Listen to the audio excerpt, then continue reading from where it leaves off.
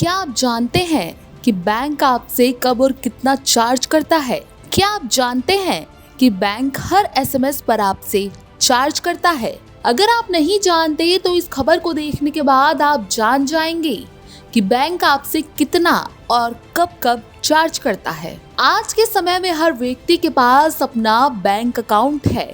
लोगों को सरकारी योजनाओं के तहत मिलने वाला पैसा सीधे बैंक अकाउंट में ट्रांसफर किया जाता है। लेकिन क्या आपको पता है कि जब भी हम बैंक के एटीएम से न्यूनतम पैसा निकालते हैं या फिर एसएमएस सुविधा एक्टिवेट करते हैं तो उसके बदले बैंक हमेशा चार्ज करता है। आइए जानते हैं कि बैंक कब, किसी और कितना पैसा हमसे चार्ज करता है। अगर हम एक निश्चित सीमा के बाद भी बैंक से लेन देन करते हैं तो बैंक हमसे पैसा चार्ज करता है।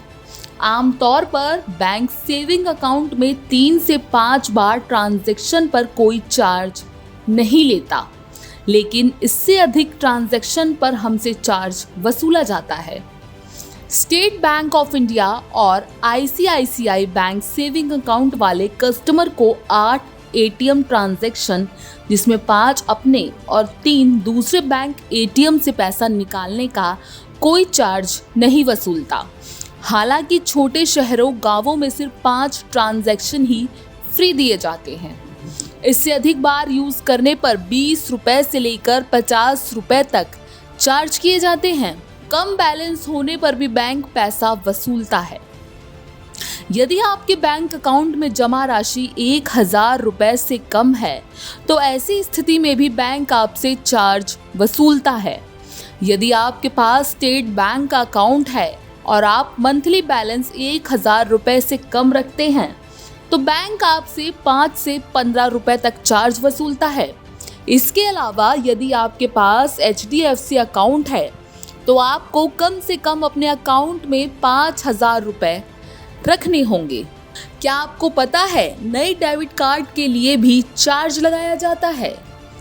यदि कभी आपका डेबिट कार्ड खो जाता है तो आपको नया डेबिट कार्ड इशू करवाना होगा, जिसके लिए बैंक आपसे कुछ चार्जेस मांग सकता है। कई बार नया कार्ड लेने के लिए 500 से 1000 रुपए तक देने पड़ते हैं। अब हम बात करेंगे एसएमएस चार्ज की। कस्टमर को ट्रांजैक्शन से जुड़ी जानकारी बैंक एसएमएस के जरिए भेजते हैं। इस सुविधा के लिए भी बैंक आपसे पैसा वसूलते हैं। एक्सिस बैंक एक एसएमएस भेजने के लिए अपने कस्टमर से 5 पैसा चार्ज कर रहा है। एटीएम ट्रांजैक्शन पूरा ना होने पर भी बैंक पैसा काट सकता है।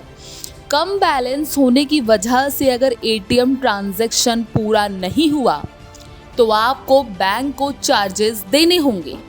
State bank of India ATM transaction fail होने पर 20 रुपए के साथ जीएसटी जोड़कर चार्ज करता है, जबकि HDFC, ICICI bank, Kotak Mahindra 25 रुपए तक चार्ज करता है। तो आपको हमारी ये इन्फॉर्मेशन कैसी लगी, आप हमें कमेंट करके ज़रूर बताएं।